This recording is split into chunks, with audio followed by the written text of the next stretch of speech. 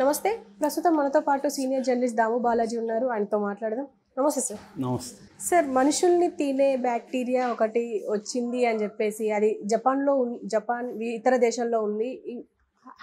మన ఇండియాలో కూడా ఇంకా వస్తుంది అంటే కొన్ని కేసెస్ బయటపడ్డాయి అని చెప్పేసి వినిపిస్తుంది. అసలు ఏంటి సార్ ఈ బ్యాక్టీరియా?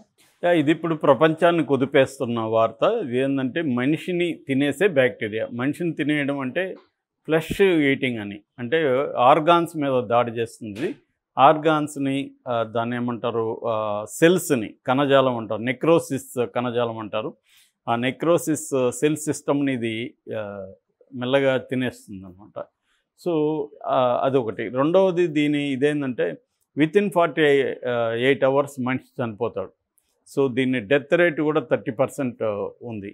సో ఇది ఇప్పుడు జపాన్లో పెద్ద ఎత్తున వచ్చింది. లాస్ట్ ఇయర్ 977 కేసులు వచ్చాయి.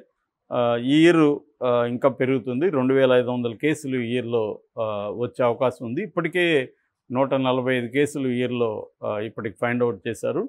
సో ఇంకొన్ని ఫైండ్ అవుట్ కూడా చేయాల్సి ఉంది. అట్లాగే యూరోపియన్ దేశాల్లో కూడా ఇది బలంగా కనిపిస్తుంది. ఇప్పుడు ఇండియాలో కూడా కొన్ని కేసులు ఫైండ్ అవుట్ చేసి దీని మీద కూడా ఇండియన్ గవర్నమెంట్ కూడా హెచ్చరించింది. అట్లాగే WHO కూడా దీన్ని హెచ్చరించింది. ఇది కరోనా కంటే కూడా మోర్ డేంజరస్ అంటున్నారు. ఎందుకంటే కరోనాలో డెత్ రేట్ ఎంత లేదు, ఇది డెత్ రేట్ ఎక్కువ ఉంటుంది, స్పీడ్గా ఇదవుతుంది.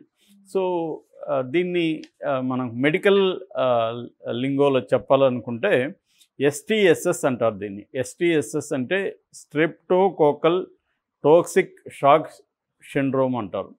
సో ఈ STSS అనే ఇది ఒక బ్యాక్టీరియల్ డిసీజ్ అనమాట. ఇది national institute of infection diseases అనే జపనీస్ సంస్థ దీన్ని ఫైండ్ అవుట్ చేసి దీని మీద చాలా వర్క్ చేసింది. అలాగే టోక్యో ఉమెన్స్ మెడికల్ యూనివర్సిటీకి సంబంధించిన కన్ క్యూయిచి అనే ఒక సైంటిస్ట్ కూడా దీని మీద తీవ్రంగా వర్క్ చేశారు.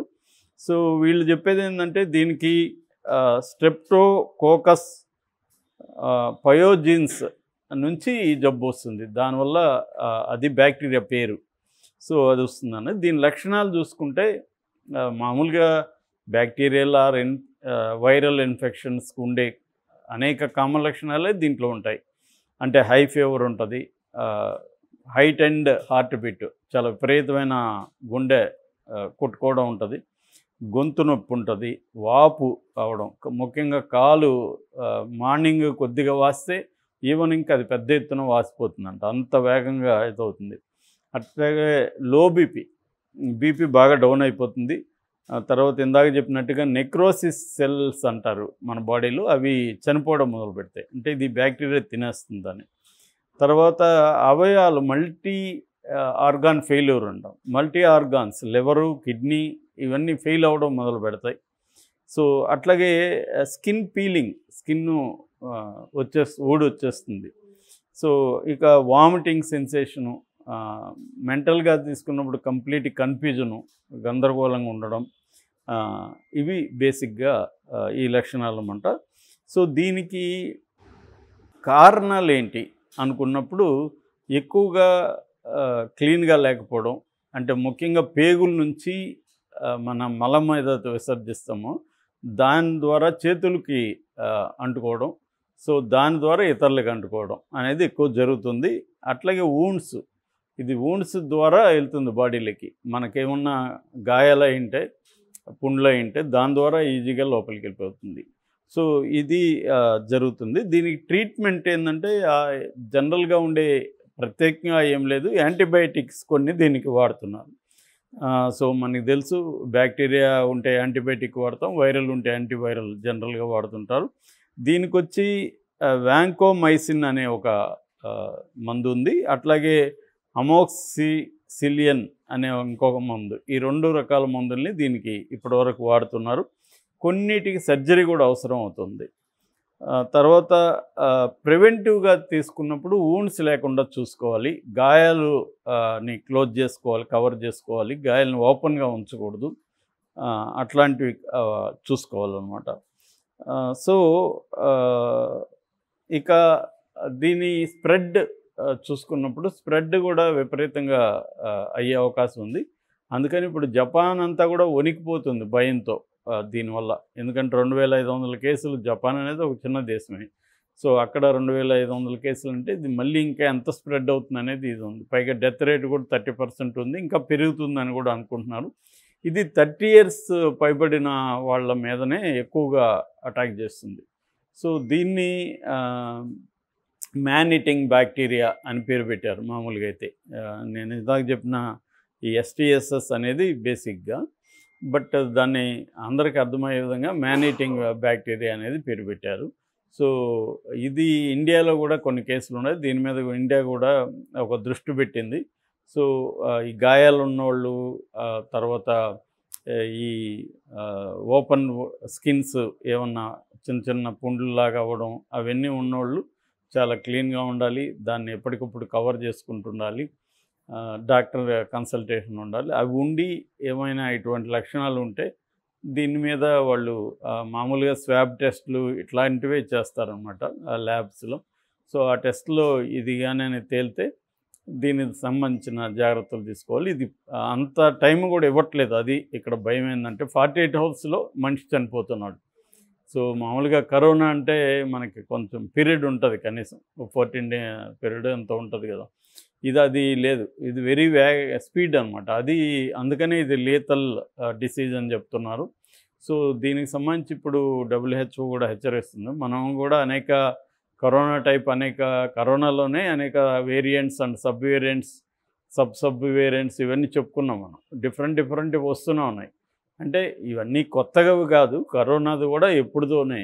కానీ ఇప్పుడు ఏంటంటే ఆ మ్యూటేషన్స్ చేంజ్ వచ్చేసి అవి లీతల్గా మారిపోవడం ఒకటి, స్ప్రెడ్ స్పీడ్గా అవ్వడం ఒకటి, ఇది ఎక్కువ మనకు. అందుకనే అన్ని మరణాలు సంభవించాయి. రెండవది ఏంటంటే మనం ప్రివెంటివ్ తీసుకునే మెకానిజమ్స్ లేవు. అవి వచ్చినప్పుడు భయపడతారు, లేదా భయపడినట్టు నటిస్తారు. దాని తర్వాత మళ్ళీ విచ్చలవిడిగా మనం మామూలుగా ఉండిపోతున్నాం. సో ఎవరు క్లీన్గా పెట్టుకోకపోవడం, తర్వాత గవర్నమెంట్స్ కూడా ప్రైవేటు ఈ మెడికల్ సిస్టమ్స్ని ఎప్పుడో కిల్ చేసేసాయి.